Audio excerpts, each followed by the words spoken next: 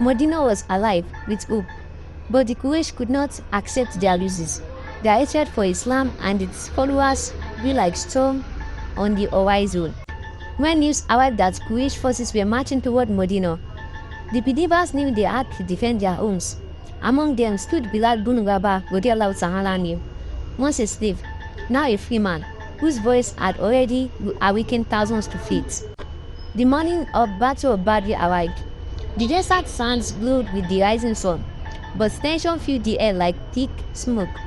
Bilal stood beside the Prophet ﷺ and his companions, his heart steady, his faith unwavering.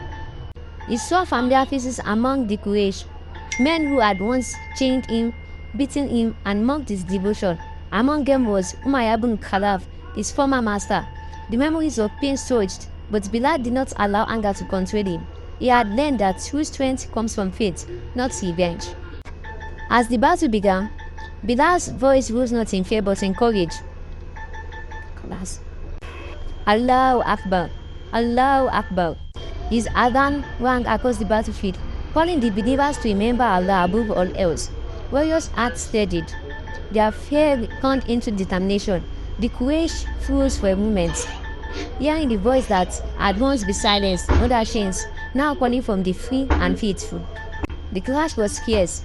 Bilal fought alongside Hamza and others, wielding courage as his shield. Every step forward, every cry of faith, reminded the believers that their strength came not from numbers, but from Allah. When the dust settled and the sun reached its peak, victory belonged to the believers. Bilal's voice had become more than a call to prayer. It was a symbol of courage, faith, and justice.